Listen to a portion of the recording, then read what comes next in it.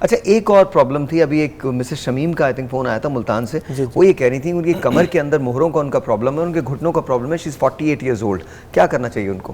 دیکھیے سب سے پہلے تو 48 ایئرس کی بات کی جائے اور فیمیل جینڈر کی بات کی جائے تو آج کل اوسٹیو آرتھرائٹس جیسی بیماری کافی پریولنٹ ہے, جو کہ زیادہ تر گھریلو کام کرنے کی وجہ سے ہڈیاں گھسنا شروع ہو جاتی ہیں اور خاص طور پہ ان کو لو بیک پین اور خاص طور پہ گھٹنوں کی درد ہونا شروع ہو جاتی ہے. سب سے پہلے تو بالکل جو ہم نے پہلے ڈسکشن کی کہ رائٹ مستند ڈاکٹر کو چیک کروائیے تاکہ وہ ان کے بیسک ٹیسٹ کروا سکیں اور اس کو اسپیشلی ڈائگنوز کر سکیں کہ کیا ہے یہ اوسٹیو آرتھرائٹس کی پکچر ہے, کیونکہ اس کے اندر فردر آگے ریسٹ, اس کی میڈیکیشنز اور اس کا علاج بہت ضروری ہے. اگر یہ اس طرف نہیں جائیں گے تو یہ ایگریویٹ کر سکتی ہے, تو مطلب ان کو ڈاکٹر کے پاس جانا بہت ضروری ہے. تو پلیز جیسے میں نے آپ سے کہا تھا آپ کو کنسلٹ کرنا بہت ضروری ہے. ایک اور phone call, let's see who this is on line. السلام علیکم. السلام علیکم. وعلیکم السلام. آپ کا نام؟ میرا نام سر شبینہ ہے, میں راولپنڈی سے بات کر رہی ہوں نا. جی جی بتائیے. مجھے ڈاکٹر صاحب سے بات کرنی ہے. مجھے آج ہفتہ ہو گیا ہے, مجھے نا زکام اور گلا خراب یہ چیزیں نا, تو اس کی وجہ سے میں تھوڑی سی ڈپریشن میں چلی گئی ہوں اور بہت زیادہ میں اوور تھنکنگ کر رہی ہوں. مجھے سمجھ نہیں آ رہی, کافی مطلب ہے, مجھے زکام ہے اور گلا خراب ہے نا. بہت شکریہ. ڈاکٹر صاحب کوئی سوال کرنا چاہیں گے؟ جی ہاں بالکل. بخار کا اس کے ساتھ کوئی ایسوسیشن ہے؟ آپ کو بخار ہو رہا ہے؟ نہیں, کچھ بھی نہیں ہے, صرف میرے گلے میں انفیکشن ہوا. میں نے نا فریج سے ٹھنڈے چاول نکال کے کھائے نا, تو اس کی وجہ سے مجھے انفیکشن ہوا. اس کی وجہ سے مجھے سانس میں لینے میں تھوڑا سا ہو رہا ہے. اینٹی بایوٹک بھی میں نے لی ہے, اور راولپنڈی میں آپ کو پتہ ہے آدمی کے ڈاکٹر ہیں, میں نے انہیں بھی چیک کرایا ہے, تو اس کی وجہ سے میرا معدہ بھی گڑبڑ ہو گیا. اب زیادہ مسئلہ یہ کہ میں ڈپریشن میں چلی گئی ہوں. اب میں یہ سوچتی ہوں کہ مجھے کچھ ہو جائے گا, یہ ہوگا وہ ہوگا, مطلب بہت لمبا میں اس میں نا چلی گئی ہوں. سب سے پہلے تو میں آپ کو یہ کہوں گی کہ آپ نے جو اینٹی بایوٹک لی ہے وہ آپ کو نہیں لینی چاہیے تھی. آپ کو پہلے سمپل میئرز کرنے ہیں. جس طرح آپ کو نزلہ زکام ہوا, آپ کو جو شاندہ استعمال کریں, گرم پانی استعمال. ایک ڈاکٹر سمارا ندیم نے ہمیں جوائن کیا. السلام علیکم میم, کیسی ہیں آپ؟ ٹھیک ہیں, بہت شکریہ فار بینگ ہیئر. اچھا میم آپ جو بات کر رہی تھی وہیں سے ہم شروع کرتے ہیں, بتائیے. جی ہاں, ہم یہ بات کر رہے تھے کہ اگر بخار نہیں ہے تو اس کے لیے ان کو چاہیے کہ جو شاندے کا استعمال کریں, غرارے استعمال کریں, ایک اچھا ماؤتھ واش صبح شام استعمال کریں, اپنے منہ کی صفائی کا خاص خیال رکھیں, اور دن میں 5 دفعہ جب وضو کرتے ہیں تو کوشش کریں کہ یہ حلق تک ضرور غرارے کریں. اچھا, اور ان دنوں تو اسموگ وغیرہ کی وجہ سے یہ سارے گلے کے تو بڑے ایئر نوز تھروٹ کے تو بہت سارے پرابلمس ہیں نا. جی ہاں بالکل, اور دن میں اگر وہ 5 دفعہ یہ بار بار غرارے کرتے ہیں, اور اینٹی بایوٹکس کبھی بھی اوور دا کاؤنٹر یوز نہ کریں. ہم چاہتے ہیں کوئک فکس, ہم چاہتے ہیں جلدی سے ٹھیک ہو جائیں, لیکن یہ اینٹی بایوٹک ریزسٹنس پیدا کرتے ہیں. اچھا دنیا میں اینٹی بایوٹکس جو ہیں, اور آپ تینوں اس میں جمپ ان کر سکتے ہیں, دنیا کے اندر اینٹی بایوٹکس پرسکرپشن کے بغیر نہیں دیتے. جی بالکل, یوزلی نہیں دیتے. ہمارا ملک واحد ملک ہے جہاں آپ کو سونے کی ٹیبلٹ سے لے کر اینٹی بایوٹکس تک بغیر پرسکرپشن کے مل سکتی ہے. اسی وجہ سے اینٹی بایوٹک ریزسٹنس بھی بہت ڈیولپ ہو گیا. ہمارے پاس پیشنٹ آتے ہیں جو ہم نے کلچر کرائے ہوتے ہیں, جو بگ آتا ہے اس میں ساری اینٹی بایوٹک ریزسٹنس ہوتی ہے.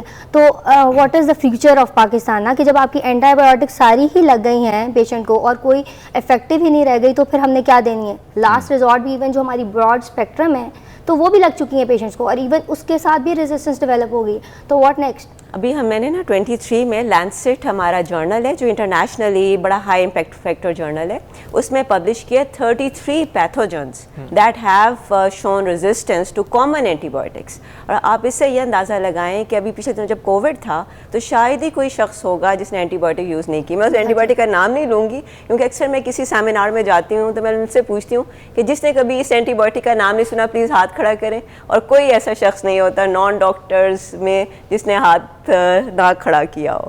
تو سب ہاتھ کھڑا کرتے ہیں, سب نے اینٹی بایوٹک یوز کیا کووڈ میں, and this is why we have typhoid that is resistant. اور یہ ایک بہت بڑا ہمیں چیلنج میں لگ رہا ہے کہ وہ ہمیں ان اینٹی بایوٹکس طرف جانا پڑا جو بہت مہنگی ہیں اور جن کا افیکٹ کے ساتھ سائیڈ افیکٹس بھی ہیں. تو اس لیے اینٹی بایوٹکس کبھی بھی اوور دا کاؤنٹر یوز نہ کریں. آئی تھنک ڈاکٹر ثنا نے جوائنڈ اس فرام کراچی. السلام علیکم ڈاکٹر صاحبہ. کیا حال ہے آپ کے؟ بالکل ٹھیک ٹھاک, آپ کیسی ہیں؟ آپ ٹھیک ہیں؟ ٹھیک ہوں. اچھا ڈاکٹر صاحبہ مجھے یہ بتائیے گا کہ ان دنوں کراچی کے اندر بھی پولوشن کا بہت بڑا مسئلہ ہے, بہت بڑا ایشو ہے, تو پولوشن کی وجہ سے کیا چیزیں ہیں جو ہو جاتی ہیں, کون سی بیماریاں ہیں جو بہت پریولنٹ ہیں اس وقت؟ پولوشن کی وجہ سے آپ کی اسموکر, آپ کی کیا کہتے ہیں پولوشن, جو ایئر پولوشن ہے اس سے آپ کی لنگ افیکٹ ہوتی ہے, آپ کی کیا کہتے ہیں سائنسز افیکٹ ہوتے ہیں, And then it depends what kind of pollution are you going for, air pollution, water contamination, water pollution, کیونکہ آپ کے جو کیا کہتے ہیں غذا ہے اس میں بھی کئی دفعہ ملاوٹ ہوتی ہے, وہ بھی affects your health. So a lot of plastics for instance جو ہمارے کیونکہ ہمارا جو واٹر ہے وہ نہیں ہوتا, پروسیس نہیں ہوتا, وہ کیا کہتے ہیں کیمیکل ٹریٹمنٹ کے تھرو نہیں جاتا, تو جو پلاسٹکس آپ کے ڈمپ ہوتے ہیں واٹر میں, اور اگر وہ لوگ جب کنزیوم کرتے ہیں اس کی وجہ سے بہت پولوشن جو ہوتی ہے وہ ہیلتھ کو افیکٹ کرتی ہے. فیلیٹس ہوتے ہیں, BPA ہوتے ہیں, ان سب چیزوں سے. تو پولوشن تو بہت قسم کی ہوتی ہے, ڈپینڈس آن آپ لیٹس سے کہ ہم ایئر پولوشن کی بات کرتے ہیں اور واٹر کنٹامنیشن کی بات کرتے ہیں, اگر یہ دو ہیں تو اس کی وجہ سے کون سی بیماریاں ہیں جن کو آپ دیکھ رہی ہیں جو بہت زیادہ ہیں اور جس کو اوائڈ کیا جا سکتا ہے سمپلی ماسک پہننے سے, یا سمپلی پانی کو ابال کے پینے سے, یا اس کو نتھار لینے سے, یا اس کے اندر کوئی پھٹکری وغیرہ ڈالنے, ایلم ڈالنے سے؟ تو مطلب کون سی ایسی چیزیں جو واٹر کنٹامنیشن سے ہو سکتی ہیں اور جو ایئر پولوشن سے ہو سکتی ہیں؟ سو کیا کہتے ہیں ایئر پولوشن سے جو سب سے پہلی کمپلین آئی تھنک جو میں سنتی ہوں اپنے سارے پیشنٹس میں, وہ یہ کہتے ہیں کہ ان کے سائنسز جو ہوتے ہیں وہ الرجیز بیسکلی ان کو ایگریویٹ ہو جاتی ہیں, ان کے سائنسز ایگریویٹ ہو جاتے ہیں, ان کو بریدنگ میں ڈیفیکلٹی آ جاتی ہے, ایزما آبویسلی ٹریگر ہو جاتا ہے ان کا, کیا کہتے ہیں لنگ افیکٹ ہو جاتی ہے to point sometimes with recurrent, جب ان کو اریٹیٹ کرتا رہتا ہے کوئی چیز تو کئی دفعہ لنگ اسٹفنگ بھی ہو جاتی ہے.